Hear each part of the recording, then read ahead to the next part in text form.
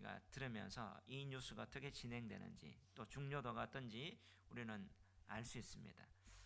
근데 앵커가 뉴스에 단골 메뉴처럼, 아니 단골 소재처럼 하는 그런 앵커의 멘트 중에 이런 게 있습니다. 이번 회담의 주요 이슈가, 또 이번 사건은 우리 사회의 큰 이슈와 반향을 불러일으킵니다 할 때 이슈란 말을 많이 쓰고 있죠. 자, 우리는 이슈에 대해서 많이 듣고 있습니다. 영어죠. 근데 이슈가 우리 한국말로 말하면 무슨 말이에요? 무슨 뜻이죠? 바로 이슈란 말은 쟁점이란 말이에요.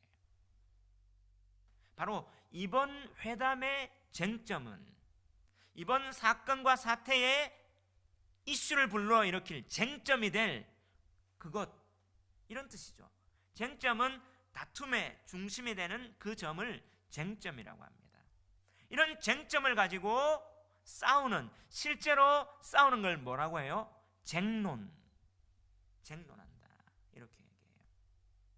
그래서 이런 이슈, 쟁점이 있으면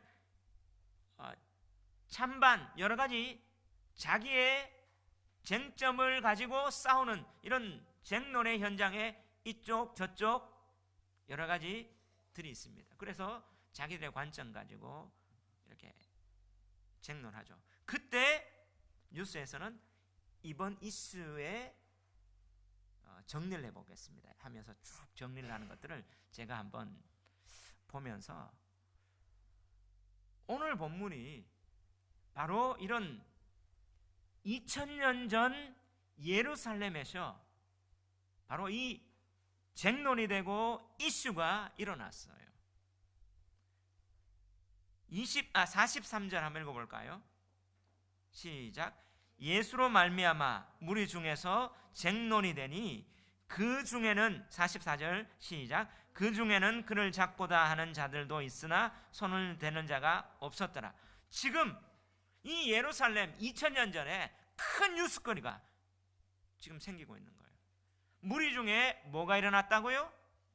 쟁론이 일어났어요. 쟁론은 바로 그 이슈가 무엇이냐, 이슈에 따라 그들이 어떻게 진짜 다툼을 하는, 자기의 주장, 이 이슈의 어떤 입장에 대한 그 입장을 관철하기 위해서 다툼을 하는, 논리적으로 다툼을 하는, 또 여러 가지 어떤 것을 가지고 다툼을 하는 게 쟁론이에요.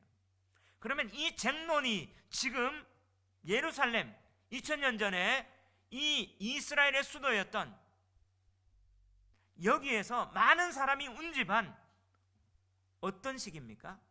초막절이나 명절이에요. 우리가 뉴스를 볼 때 이번 추석 명절에 어떤 큰 이슈가 있으면 어떻게 해요? 이 명절에 사람들이 모여서 밥상머리에서 이것이 어떻게 해요?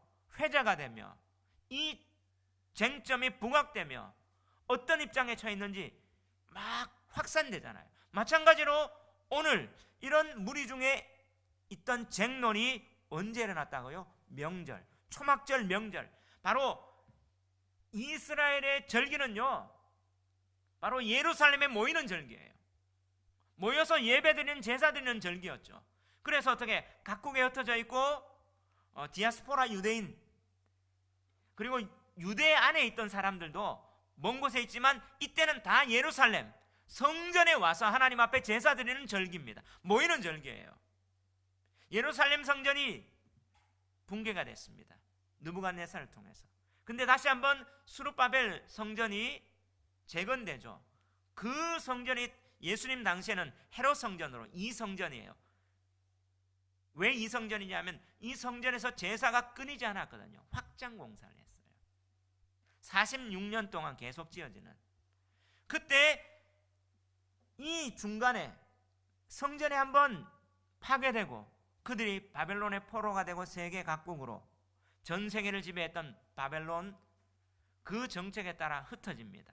이민자로 살고 있던 그들이라도 이 명절이 되면 예루살렘 하나님의 성전에 와서 예배드리는 그런 어떤 절기가 이 초막절기입니다. 이때 사람들이 많이 모여 있는데 이때 쟁론이 일어났다. 완전 큰 뉴스죠. 큰 뉴스거리입니다. 근데 이 쟁론의 쟁점인 이슈가 무엇입니까? 어떤 이슈 가지고 쟁론이 일어났어요? 오늘 43절에 보니까 뭐로 말미암아? 예수로 말미암아. 이슈가 뭐예요? 예수가 이슈가 됐어요. 이들 모여있던 그곳에서 가장 최대 이슈가 뭐예요? 예수가 그리스도냐, 예수가 그리스도냐 아니냐, 이 이슈가 일어났어요. 그들에게는 정말 중요한 문제였어요. 로마에 지금 압제된 속국이었습니다. 근데 로마의 정책은 그 각 식민지 속국의 종교와 어느 정도 정치 체계는 유지시켜줬어요. 그래서 그들은 성전이 보존되어 있었고 제사 드리는 게 허용되었는데, 그런데 그들은 뭐예요? 여기에서 독립하는, 하나님 나라가 다시 한번 오게 되는 그 소망을 가지고 있는데, 그 중심이 뭐냐? 메시아, 그리스도. 바로 원래 히브리어로 메시아고, 이제 바벨론이, 헬라가, 알렉산더가 전 세계를 통치했을 때 전 세계의 공용어가 헬라어였습니다. 헬라어가 오늘날 용어로 말하면 그리스어인데요, 고대 그리스어를 헬라어라고 해요. 그 알렉산더가 전 세계를 통치하고 그들이 쓰는 언어인 헬라어를 전 세계 공용어로 사용하고 있었고, 오늘날 전 세계의 공식 공용어가 무엇입니까? 영어죠. 처럼 지금 예수님 당시에 헬라어를 썼어요. 그리고 그들의 그 당시의 사상이 헬레니즘인데, 소크라테스, 플라톤, 아리스토텔레스, 이렇게 알렉산더의 선생님이 아리스토텔레스잖아요. 그들의 철학이 인간의 지성이 가장 뛰어날 때 그들의 학문 사상 체계가 전 세계로 퍼졌어요. 그 다음 로마가 이 헬라를 대신해서 세상을 지배했지만 그들이 쓰는 언어는 라틴어였습니다. 이탈리아어였는데, 근데 그들의 언어가 전 세계 공용어가 되지 않아요. 로마의 정치나 법률은 가능했지만 군사력은. 그래서 예수님 당시에 지성이 가장 뛰어났고 사람들이 정말 하나님에 대해서, 우주에 대해서, 진리에 대해서 찾고 있던 가장 지성이 뛰어났던 시기에, 그때 예수님 당시에 성경이 쓰여졌는데, 그때 메시아라는 이 히브리어를 번역해 보니까 그 언어가 무엇입니까? 그리스도라는 말이에요. 그래서 자, 오늘 이 예수님이 메시아냐, 다시 말하면 예수님이 그리스도냐, 이게 최대 이슈였단 말이에요. 그 예수님이 그리스도냐 메시아는 뭐냐면 그들의 메시아 사상, 바로 이 메시아가 오면 종말의 구원자로서 하나님 나라를 회복할 거다, 그 소망을 가졌습니다. 우리가 일제강점기 때 소망이 뭐였습니까? 해방이었죠. 해방 아니었어요. 그럼 이들도 어떻게 해요? 정말 해방되기를 원했는데 그 하나님 나라를 가져올, 이 해방될 수 있는 것은 메시아가 와야 되는 거예요. 바로 어떤 메시아는 종말의 구원자. 이 메시아가, 근데 예수가 메시아냐 아니냐, 이 사건이 지금 이 초막절은 지난주 지지난주도 얘기했지만 메시아를 기다리는 메시아 대망 사상에 집중되어 있던 이 절기는 메시아를 기다립니다 하며 7일간 제사 드리고, 다른 절기는 7일 하지만 7일 끝나고 그 다음 날 8일째 되는 날, 이 초막절만 이 절기를 끝나고 7일을 끝나고 8일째 성회로 모여요. 이 8일째 메시아를 기다립니다 하며 시편 118편 25절에 호산나 호산나, 지금 우리를 구원하소서, 여호와의 이름으로 오시는 이여 하며 메시아를 기다리는 그 의식을 행하는 게 초막절이었어요. 초막절은 바로 메시아 대망 사상이 절정에 이르는 메시아를 기다립니다 하는 그날에 지금 쟁론이는데, 그 생론의 이슈의 중심이 누굽니까? 예수님. 예수님이 메시아냐 아니냐 이거였어요. 자, 오늘 말씀은요, 오늘 조금 이제 정리하는 부분인 것 같아요. 오늘 이 부분을 우리는 성경을 읽으면서도 감정적으로 읽을 때가 많아요. 이 말씀이 그냥 나한테 꼽히면 성령님은 그렇게 감동을 주십니다. 하나님이시니까. 근데도 오늘 이 본문을 제대로 이해할 때는 때때로는 이런 부분들을 그냥 간과하고 이 내용이 사실 어렵다 하면 넘어갈 때가 많죠. 그러면서도 성경은 어려워. 아니요, 우리가 제대로 성경을 안 읽었기 때문에요. 성경은 명확하게 명료하게 분명히 여기에서 나타낼 부분을 가르쳐 주는데 우리가 그런 갈망함이 없었기 때문에. 근데 오늘 말씀은요, 이 부분에 대해서, 오늘 이 이야기에 대해서, 오늘 이 본문에 대해서 한번 정리하는, 어쩌면 논리적일 수 있고 어쩌면 딱딱할 수도 있는 그런 부분이에요. 바로 예수가 메시아냐, 이게 최대 이슈였어요. 이 이슈를 오늘 정리하면 세 가지로 오늘 여기에 이 사건에 요한복음 7장에 나옵니다. 이 이슈 정리, 쟁점 정리, 이 세 가지인데요, 바로 유대신학에서 메시아가 어떻게 오느냐. 첫 번째, 메시아가 오실 때는 어디서 오는지 알지 못한다는 말이에요. 자, 이 이슈 때문에 그들이 뭐예요? 지금 다툼이 일어납니다. 25절, 26절, 27절 한번 읽어봅시다. 시작. 예루살렘의 사람 중에서 어떤 사람이 말하되 이는 그들이 죽이고자 하는 그 사람이 아니냐? 보라, 드러나게 말하되 그들이 아무 말도 아니하는도다. 당국자들은 이 사람을 참으로 그리스도인 줄 알았는가? 자, 여기 보세요. 당국자들, 지금 뭐예요? 대제사장과 바리새인들, 산헤드린 공회에 지금 그 사람들은 70명으로 구성되어 있어요. 이 산헤드린 공의회는 우리나라에 보면 국가기관이 있죠. 삼권 분립인데 입법, 사법, 행정, 이렇게 3권이 분립되는 국가기관이죠. 그런데 이 산헤드린 공의회는 대제사장 그리고 사두개인, 바리새인들이 해서 70명이 구성돼요. 여기는 국가적 권력 기관인데 입법, 사법, 행정부를 통괄하는 그런 어떤 기관입니다. 오늘 여기서 당국자들은 여기 속해 있는 대제사장들과 바리새인들이죠. 이들이 이 사람이 참으로 그리스도인 줄 알았는가? 이 말은 뭐예요? 예수가 그리스도인가? 정말 바로 정치적 그리스도인가? 메시아인가? 지금 이슈가 된 거예요. 로마에서 어떻게 우리가 해방될 것인가? 그들도, 왜냐하면 예수가 메시아가 되면 그들의 어떤 위치가 어떻게 될지 지금 뭐예요? 집중되는.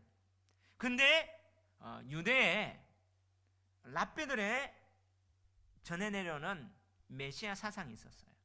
그 메시아 사상 첫 번째, 이건 성경에 기록된 게 아니라 그들은 모세오경을 근거로 한 게 아니라 랍비들의 구전 사상 가운데 메시아의 기원, 메시아는 어떻게 오는가 알 수 없다. 어디서 오는지 알 수 없어야 된다. 왜?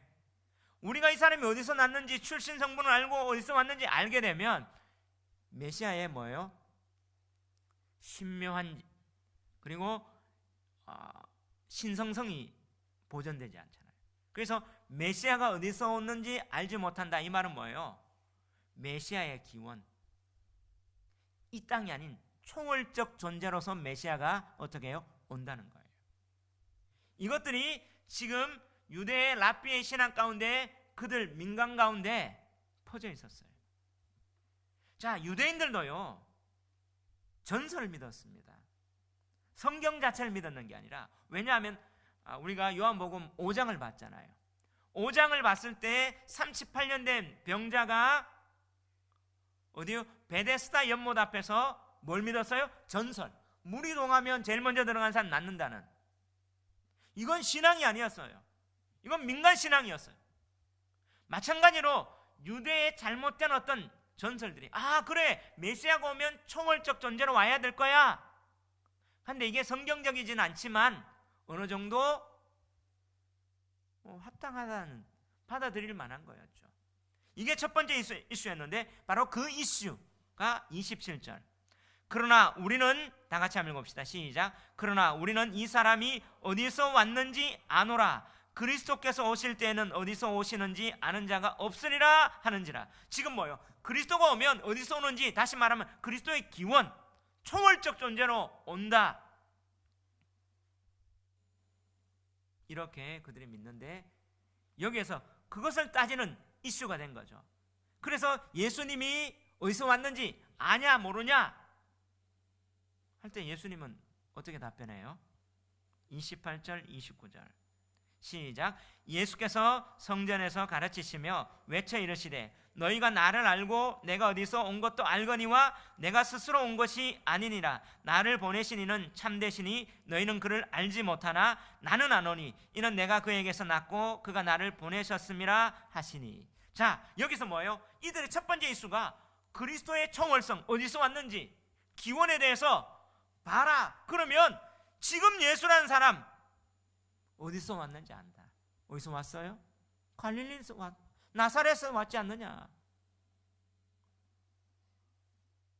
목수 요셉의 아들 아니냐? 우리는 그 사람이 어디서 나왔는지 아는 게 좀 메시아 아니다, 이런 어떤 입장이 있어요. 그럼 예수님 뭐라고 얘기합니까? 나는 스스로 온 것이 아니다. 너희가 받는 것처럼 그게 아니다. 나를 보내시는 이는 참되시니 나는 보냄받았다. 누가? 하나님으로부터. 예수님 그렇게 말해요. 자, 유대 민간 신앙이 그냥 메시아의 기원 초월성을 얘기할 때 초월적 존재로 온다, 이게 전혀 근거가 없는 게 아니에요. 어디에 근거하냐면 다니엘서 7장 13절. 하나님 나라의 왕으로 오실 때 누가 옵니까? 인자가 와요. 한번 찾아봅시다. 다니엘서, 구약 성경인데 제가 이제 자막을 안 띄우기로 마음을 먹었어요. 지금 2주째입니까? 안 띄우고 있어요. 이 자막 띄워가지고 글자 못 읽어가지고 또 누가 하니 저 하니 이거보다 그냥 성경 찾아가자. 예, 조금 불편합시다. 예. 자, 구약 1245면 13절 14절 한번 읽읍시다. 시작. 내가 또 밤 환상 중에 보니 인자 같은 이가 하늘 구름을 타고 와서 옛적부터 항상 계신 이에게 나아가 그 앞으로 인도되매. 14절. 그에게 권세와 영광과 나라를 주고 모든 백성과 나라들과 다른 언어를 말하는 모든 자들이 그를 섬기게 하였으니 그의 권세는 소멸되지 아니하는 영원한 권세요 그의 나라는 멸망하지 아니할 것이니라. 할렐루야. 자, 9절부터 보면요, 다니엘서는 뭐냐면 천상에 하나님은 보좌 앞에 지금 있어요. 하나님 보좌 앞에서 지금 심판을 베풀고 생명책을 가지고 여기에 농명된 자를 하나님은 영생 주고 기록되지 않은 자를 영벌 심판할 때 그때 누가 옵니까? 인자 같으니, 바로 인자, 이는 구름 타고 와요. 하나님으로부터 와요. 여기에 나라와 권세가 있는 메시아 사상이 여기에 인자 사상입니다. 이는 총월적 존재로 다니엘서는 선지서잖아요. 예언서잖아요. 그래서 인자가 같은 이 온다는 말은 총월적 존재로 메시아를 고대한다는 거예요. 근데 성경에 메시아가 인자다라는 그 말은 없지만 이걸 통해서 그들의 유대인 바리새인들이나 이런 신학들은 뭐예요? 총월적 존재로 하나님으로부터 메시아의 신적 기원을 얘기할 때 예수님이 뭐예요? 나 하나님으로부터 보냄받았어 하면서 오늘 얘기하는 거예요. 그러면서 6장에 예수님이 오병이의 기적을 보내시면서 뭐예요? 나는 생명의 떡이다. 인자가 너희에게 내 살을 줍고 먹어야 된다. 예수님 자신을 뭐라고 해요? 인자라고 해요. 바로 다니엘서에 말하는 그 인자. 그리고 9장 10장에 가면 예수님 뭐예요? 10장에 소경의 눈을 뜨게 합니다. 그러면서 예수님, 인자가 내가 인자하는 것을 너에게 알게 하리라. 예수님의 기원이 어디라고요? 하나님이라는 거예요. 너희는 내가 하나님으로 왔는 거 나 잘하는데 너 몰라. 참 입장차가 있어요. 예수님 말씀하는 거예요. 이슈 1. 첫 번째가 뭐예요? 메시아의 기원. 여기에 이게 쟁론이란 말이에요. 지금 여기에서 막 쟁론이 납니다. 그러면 핵심이 뭐예요? 요한복음 핵심이 뭐예요? 예수가 하나님의 아들 메시아냐? 이것을 너희가 알고 이것을 너희들이 믿어서 영생 얻기 위함이다. 이게 분명히 요한복음 20장 30절 31절에 분명히 이 기록의 목적을 얘기합니다. 그러면 오늘 이 쟁론의 이 이슈의 중심이 예수가 메시아냐, 이거를 알기를 원하면서 오늘 사도 요한은 이때 일어났던 사건을 지금 정리하는 거예요. 민간에서도 얘기했는데 그걸 예수님이 진짜 메시아하는 것을 보여주느냐? 예수님이 내가 하나님으로부터 왔다, 하나님으로부터 왔다. 이게 또 3장에서 보면 니고데모를 만나요. 니고데모 만났을 때 네가 사람이 뭐 해라? 거듭나라. 이 말은 안오된 위로부터 나라 이 말이에요. 너희가 구원받는 것은 하나님으로부터 나고 위로부터 나고 계속 위로부터 하늘로부터. 생명의 떡을 얘기하면서도 만나는 모세가 준 게 아니라 위로부터 하늘로부터. 예수님이 지금 뭐예요? 내가 하늘로부터 온 메시아다. 거듭남도 위로부터 왔는 거다. 하늘로부터. 지금 이걸 얘기하는 거예요. 그래서 나를 믿어야지 너희가 위로부터 날 수 있다 얘기를 하는 겁니다. 이슈 1. 두 번째 이슈가 뭡니까? 메시아는요 종말의 구원을 출애굽을 재현함으로 제2의 출애굽을 일으킴으로 모세 같은 많은 이적을 행할 거다. 이게 그들의 구원의 표상이 출애굽이죠. 출애굽을 인도한 중보자가 누구였습니까? 모세가 그들은 어떻게 해요? 메시아의 상징 표상으로 봤어요. 모세는 레위 지파에서 기름 부음 받은 제사장 가문이었고, 그리고 왕 같은. 그러면서 신명기에서 하나님으로부터 예언을 받습니다. 나와 같은 선지자라고. 그 예언적인 그 하나님의 신탁인 나와 같은 선지자, 메시아는 나와 같은 선지자, 모세 같은 선지자가 온다는 거예요. 그럼 모세가 출애굽 때 몇 가지 기적을 행합니까? 10가지 재앙을 일으키죠. 그런 것처럼 기적, 표적을 일으켜야 된다. 요한복음에서는 뭐예요? 예수님이 모세 같은 그 선지자 맞다는 거예요. 물로 포도주를 일으키고 오병이어의 기적을 일으키고 말씀으로 어떻게 해요? 왕의 신안을 고치고 바다 위로 걷고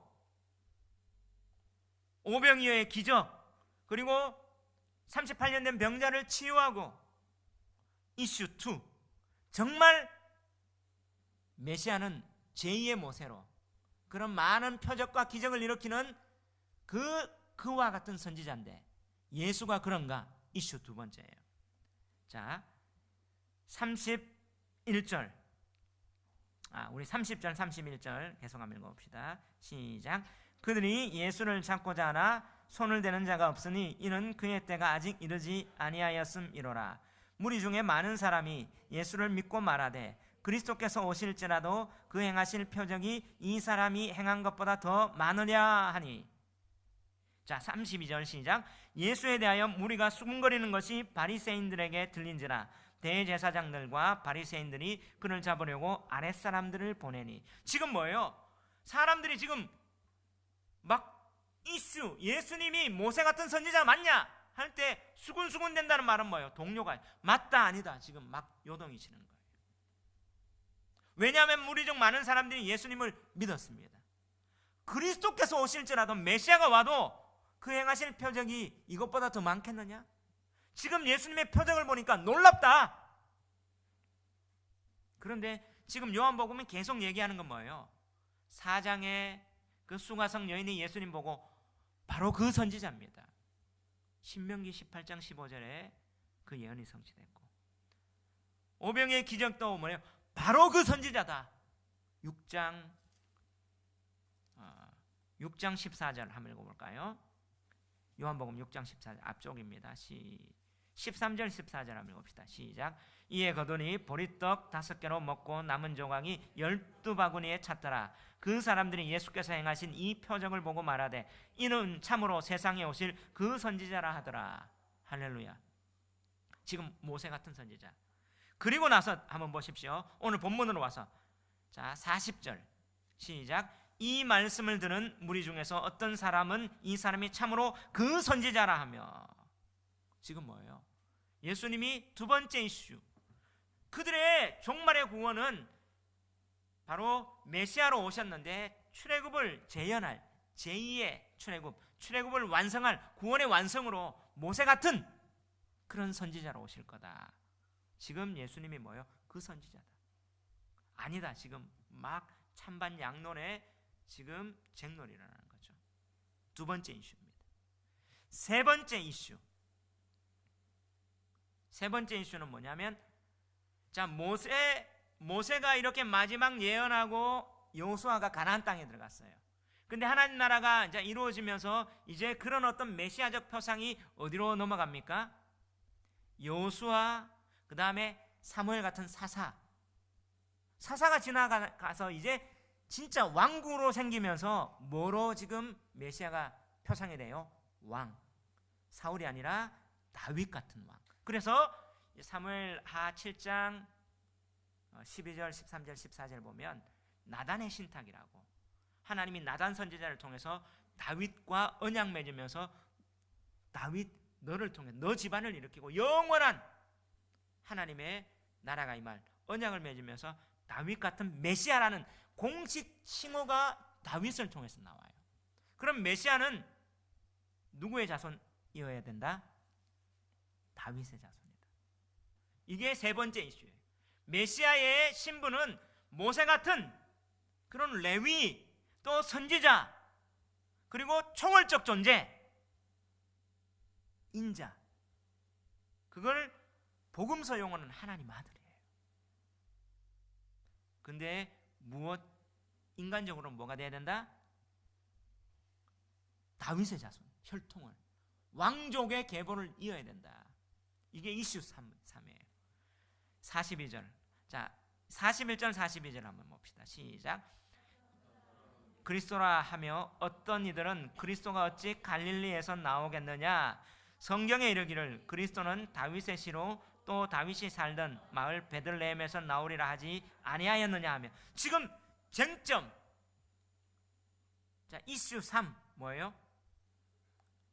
지금 그리스도인데 갈릴리 저 사람 출신은 어디다? 갈릴리 출신이다.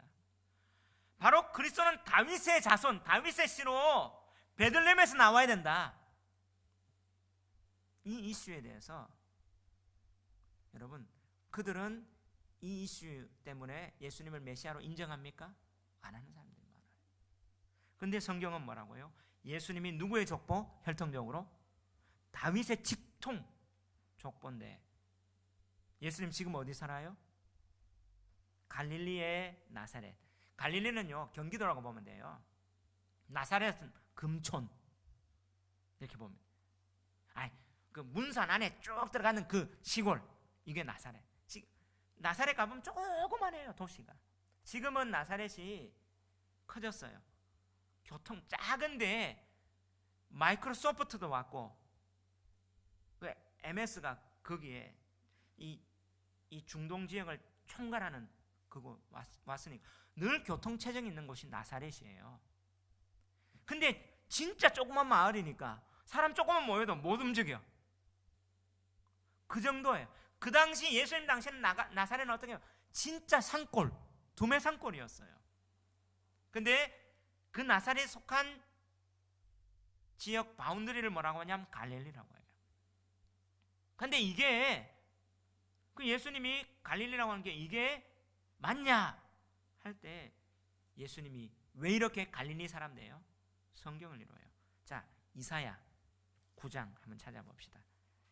이사야 9장 앞쪽으로 한번 볼게요. 아까 찾았던 다니엘 앞쪽입니다. 이사야 9장 이제 메시아에 대한 예언이에요. 이 이사야서는 메시아가 어떻게 올 거다 예언하는데 9장 1절 2절 한번 읽어봅시다. 시작. 전에 고통받던 자들에게는 흑암이 없으리로다.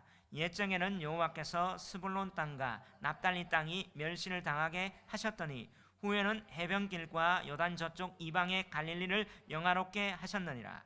흑암에 행하던 백성이 큰 빛을 보고 사망의 그늘질 땅에 거주하던 자에게 빛이 비치도다. 할렐루야. 지금 뭐냐면 옛적에는 스불론 땅, 지금 12지파가 땅을 지금 나눴어요. 이스라엘에 가면 지금도 있잖아요. 그 지파가 나눴던 땅을 지금 분할을 다 하고 있어요. 다른 사람이 샀지만 눈으로 경계를 다 지금 그들은 하고 있어요. 경계 지도에 표현되어 있습니다.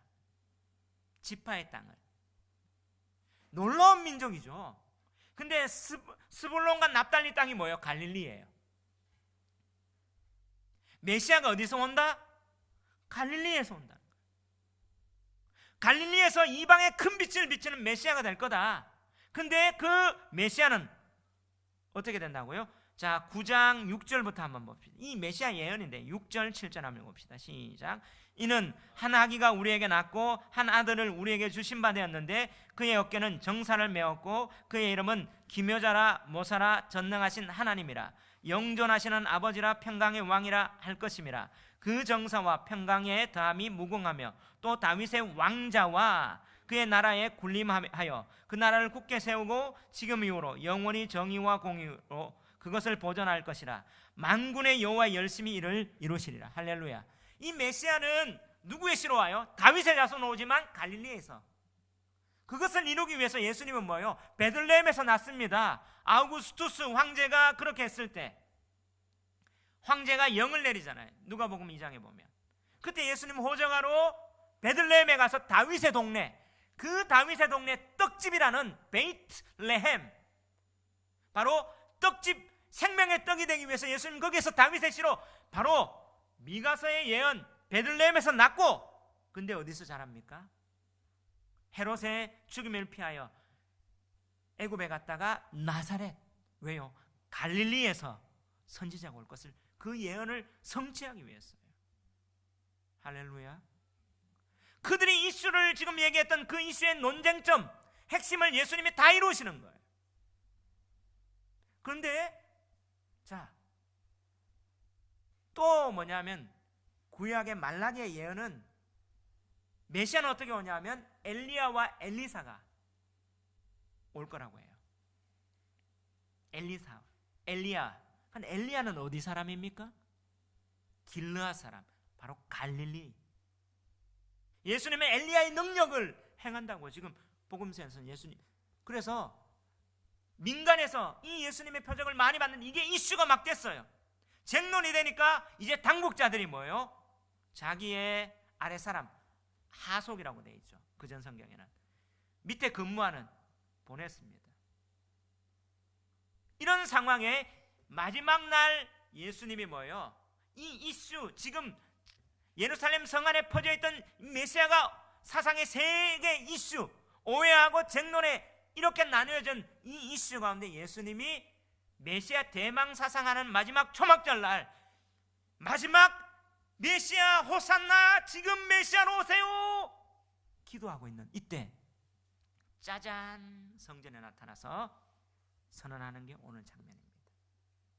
그러면 오늘 이 이야기를 사도 요한이 구체적으로, 진짜 구체적으로 사실적으로 그 당시 일어났던 일들을 지금 표현하면서 오늘 우리에게 주고자 하는 메시지가 뭘까요? 이걸 봐야 돼요. 자, 이 사도 요한복음이 쓰여진 것은 사도 요한이요, 반모섬에서 정말 네로의 핍박과 여러 가지 황제의 핍박으로 고생 죽을 고생하다가 뭘 보게 됩니까? 그의 영이 들려 올라가서 천상을 봐요. 하늘을 보고, 그래서 요한계시록을 다 씁니다. 다 보고. 그리고 나서 이제 어떻게 풀려났어요. 에베소 교회에 갔습니다. 에베소 교회에 가니까 성도들이 뭐예요? 떠나갔어요. 핍박이 있으니까 떠나가요. 교회를 지키는 사람들이 지금 조금 남아있어요. 환란이 오니까 어떻게 믿음을 떠나가고, 뭐가 있으니까 떠나가고, 자기들의 궁핍애가 떠나가고, 에베소 교회에 이제 작은 사람이 모였어요. 그들에게 사도 요한은 뭐예요? 밤모섬에서 그 고난 가운데도 천상을, 요한계시록을 다 봤잖아요. 하늘이 어떻게 열려지는 걸 다 봤잖아요. 그때 내려옵니다. 여기 와서 지금 어떻게 해요? 부흥회를 해요. 그 부흥회를 했는 그 설교를 받아 적었어요. 이게 요한복음이에요. 그때 요한의 제자인 속사도 폴리갑 같은, 유명하죠. 그는 뭐예요? 86세가 되어서 이제 지금 원형 경기장 앞에서 황제를 숭상하고 그리스도를 부인하라. 그럼 살려주겠다. 당신의 고매한 인품 앞에 뭐라고 얘기해요? 내 인생 86년 동안 하나님 그분 나를 한 번도 실망시키지 않고, 내가 믿는 예수 그분은 나를 한 번도 실망시키지 않으셨는데 내가 어찌 그 예수님을 배신하리요 하며 끓는 기름가마에 들어가 숨겨있잖아요.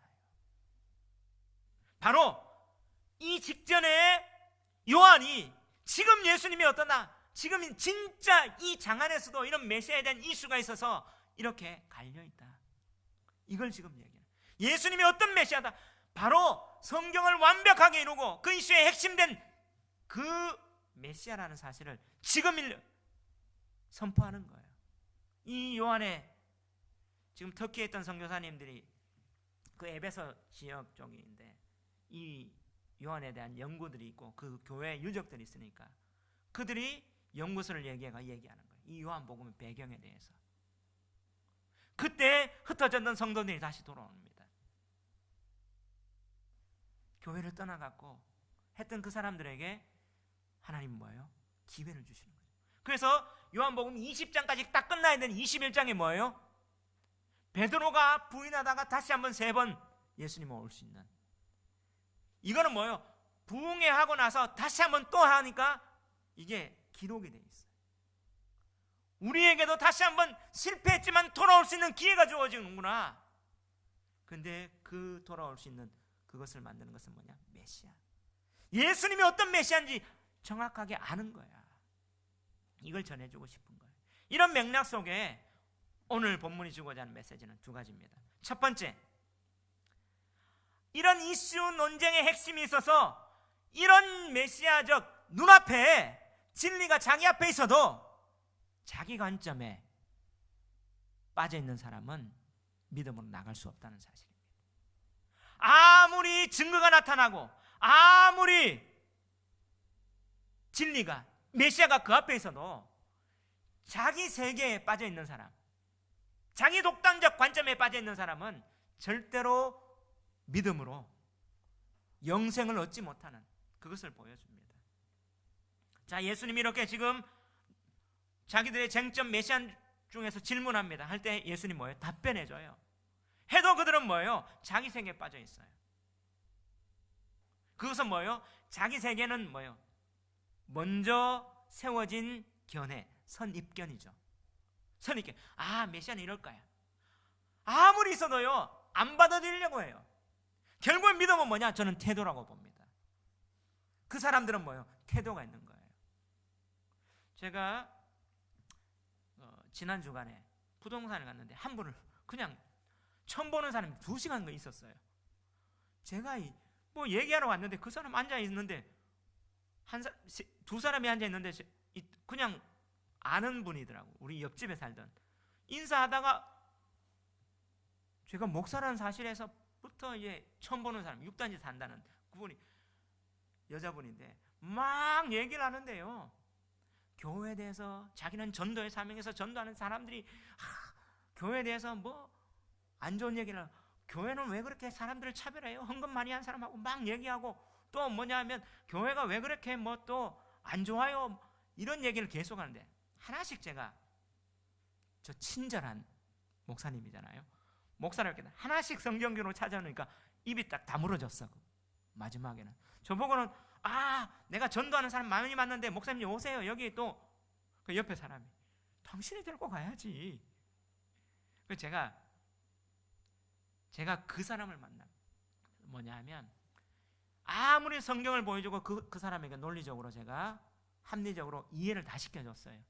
그럼에도 불구하고 그 사람 뭐예요? 또 똑같은 얘기하더라고요. 안 변해요. 왜? 선입견, 편견, 자기가 보는 관점이 이미 있거든요.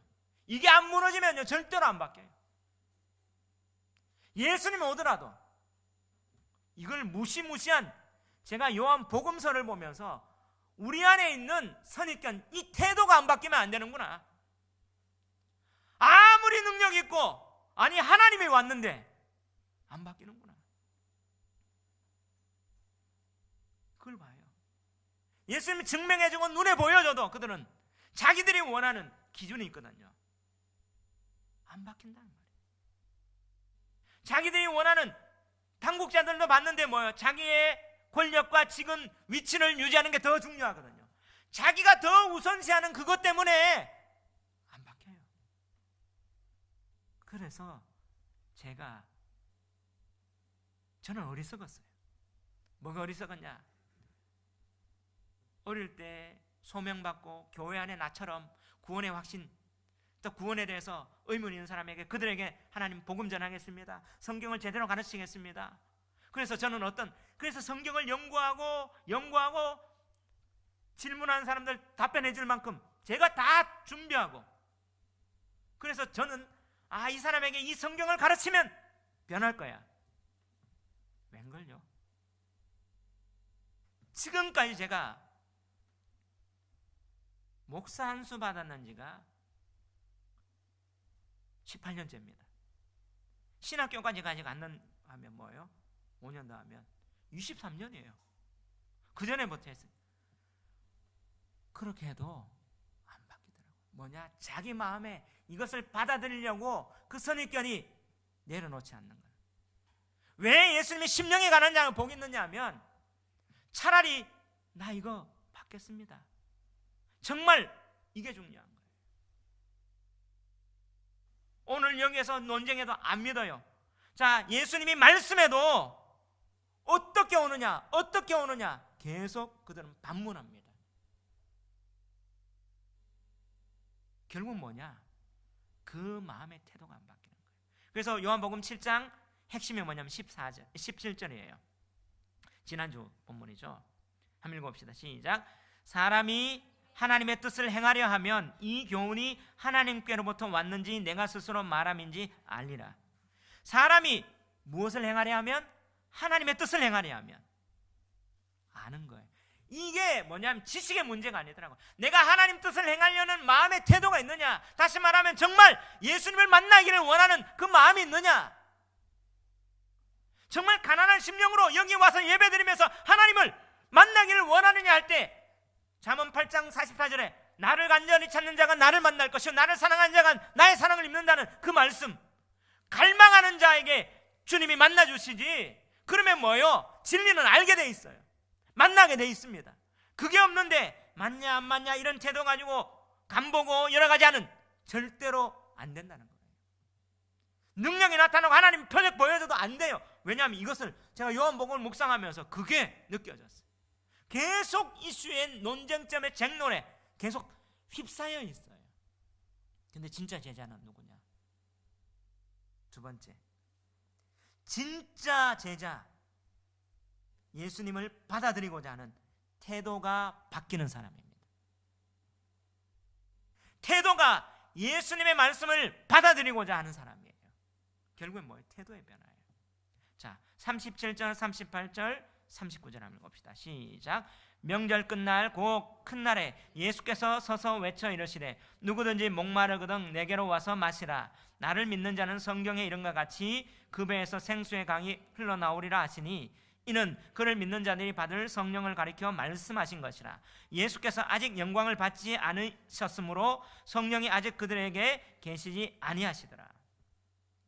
지금 이 말씀이 뭐예요? 명절 끝날, 명절에는 지금 초막절에는 메시아 대망 사상이 있어서 지난주에 세 가지 의식을 행한다고 했습니다. 어떤 의식을 행했어요? 하나는 텐트를, 초막을 지어서 7일 동안 거해서 하나님이 광야에서 그들을 인도하신 걸 기억하죠. 지금 이스라엘 가면 호텔도 옆에 텐트 칠 수 있도록 이렇게 해놔요. 아파트 베란다도 뭐예요? 우리는 베란다잖아. 그럼 발코니에 하늘을 볼 수 있어. 텐트에서 별을 봐야 되거든요. 별을 볼 수 있도록 해놔요. 7일 동안. 그 다음에 뭐예요? 두 번째가 실로암에서 문을 떠와서 성전 제단에 물을 매일 7째 날 부릅니다. 그러면서 이 하루 한 바퀴씩 7째 날은 몇 바퀴요? 7바퀴. 여리고 도는 것처럼 돌아요. 이거는요 원래 성경에 이런 게 아니라 이건 뭐예요? 무리바에서 반석이 나온 것처럼 우리의 생수가 되겠다. 성경은 하나님 나라를 상징하는데 메시아가 오면 우리의 생수가 된다, 이런 의식이죠. 그 다음 뭐냐면 성경에 큰 촛대를 내고 불을 밝힙니다. 빛이 되는 거, 진리의 빛. 그게 8장에 이 세 번째 의식이 8장에 나오는 사건이에요. 그러면 7장에 뭐예요? 물 부어놓고 마지막 날 생수를 부었잖아요. 7바퀴 돕고 호산나 할 때 메시아는 어떻게 해요? 내가 반석이다, 내가 생수다. 예수님 뭐라고 선언해요? 예수께서 명절 큰 날 누구든지 목마르거든 내게로 와셔라. 나를 믿는 자는 성경에 이런 같이 그의 배에서 뭐가 흘리리라? 생수의 강이 흘러나리라. 이 말은 뭐예요? 내가 생수다, 이 선언이에요. 내가 반석이다, 내가 메시아다. 근데 이 생수를 누가 마실 수 있느냐? 누구든지 목마르거든 내게로 와서 마셔라. 여러분, 이것은요 이사야 55장 1절에 오호라 너희 모든 목마른 자라 물러 나오라. 메시아가 오면 목마른 자에 물 주겠다는데 이 말씀을 인용한 거예요. 그리고 스가랴에 보면 성전에서 어떻게 생수의 강이 나옵니다. 계시록 22장 천상을 보면 에덴에 뭐예요? 생명의 강, 생수의 강. 에덴 동산에 뭐예요? 강이 나와요. 다시 말하면 예수님이 메시아가 오면 뭐가요? 에덴, 하나님 나라, 천국이 회복되는 거죠. 그 내가 생수인데 누가 마실 수 있다? 목마르고 예수님께 나오는 자입니다. 다시 말하면 영적으로 내가 예수님을 알고 내가 천국을 소유하고 갈망이 있는 자입니다. 그런데 오늘날 한국 교회를 볼 때 갈망이 사라졌어요. 자, 우리가 지금 세대는 잘 삽니다. 물질적으로 풍요해요. 근데 갈망이 없어졌어요. 우리 세대, 우리 윗세대는 뭐예요? 갈망이 있어요. 하나님 앞에 하나님 목마릅니다, 하나님을 만나야 됩니다, 하나님이 해결해야 됩니다, 이런 갈망이 있었는데 오늘날 세대는요 교회 안에도 갈망이 별로 없어요. 컴퓨터 치고 아니면 계좌에 돈이 있으면 뭔가 다 해결되니까 태도가 안 바뀌는 거죠. 하나님이 왜 우리에게 고난의 현장에 넣는 줄 아세요? 갈망하라고. 누구든지 목마르거든 예수님 앞에, 내 태도가 바뀌어 예수님 앞에 나가면 내 갈망을 채워줄 거다. 그러면서 나를 믿는 자는 성경에 이르는 것처럼 그의 배에서 생수의 강이 흘러나오리라. 이 생수가는 성령이에요. 성령은요 고린도전서 12장 3절에 예수님을 주라고 얘기하는, 그렇습니다. 태도가 바뀌어 갈망하고 정말 예수님을 찾아서 나오는 자는 성령이 예수님을 믿을 수 있도록 고백하게 만드는 거예요. 아멘. 이게 예수님이 제자가 되는 겁니다. 그럼 뭐가 바뀌어요? 태도가 바뀝니다. 그 태도가 바뀌는 이야기가 45절부터 52절까지 딱 증명해요. 45절 한번 읽어봅시다. 시작. 아랫 사람들이 대제사장들과 바리새인들에게 오니 그들이 묻되 어찌하여 잡아오지 아니하였느냐? 아랫 사람들이 대답하되 그 사람이 말하는 것처럼 말한 사람은 이때까지 없었나이다 하니 47절 바리새인들이 대답하되 너희도 미혹되었느냐? 48절 당국자들이나 바리새인 중에 그를 믿는 자가 있느냐? 49절 율법을 알지 못하는 이 무리는 저주를 받은 자로다. 지금 무슨 일이 일어났어요? 아랫 사람들이 지금 딱 가서 봤는데 예수님이 하신 말씀을 들었어요. 듣고 그들의 태도가 바뀌었어요. 왜 안 잡아왔니? 이 사람 말한 게 다른 이때까지 한 가짜 메시아하고 다릅니다. 뭐가 바뀌었어요? 마음이 바뀌었어요. 지금 뭐예요? 이 당국자는 아랫 사람들은 지금 뭐예요? 양심 선언하는 거예요. 이렇게 되면 뭐예요? 밥줄 끊길 수 있어요. 공무원 밑에 하급 공무원인데 잘라버릴 수 있는, 나 잘린다 해도 이 사람 못 잡아오겠습니다. 태도가 바뀌었어요. 진짜 메시아를 들으니까. 그래서 40절에 이 말씀을 듣는 무리 중에서 어떤 사람은 이 사람이 참으로 그 선지자다. 결국엔 말씀에 대한 반응이죠. 마음이 바뀌는, 내 말씀을 들을 수 있는 태도입니다. 이게 믿음으로 이끌어지는 거예요. 그리고 또 한 사람이 있어요. 누굽니까? 50절, 51절, 52절 시작. 그 중에 한 사람 곧 전에 예수께 왔던 니고데모가 그들에게 말하되 우리 율법은 사람의 말을 듣고 그 행한 것을 알기 전에 심판하느냐? 그들이 대답하여 이르되 너도 갈릴리에서 왔느냐? 찾아보라. 갈릴리에서는 선지자가 나지 못하느니라. 지금 누가 지금 커밍아웃 합니까? 누구요? 니고데모. 니고데모가 누구예요? 요한복음 3장에 밤에 왔어요. 산헤드린 공회원이에요. 그 중에 어떻게 해요? 같이 국가적 정치적 집단 안에, 근데 바리새인하고 대제사장들하고는 지금 파가 달라요. 여당 야당처럼. 그 중에 어떻게 해요? 니고데모가 밤에 진짜 메시아인가 했는데 예수님 말씀에서 사람이 거듭나야 된다, 위로부터 나야 된다, 딱 그 말씀을 들었던 지금 이슈가 났던 이때 니고데모가 뭐예요? 바로 판단하십시오. 커밍아웃 했어요. 니고데모가 진짜 예수님 믿었을까요? 믿었습니까? 19장, 요한복음 19장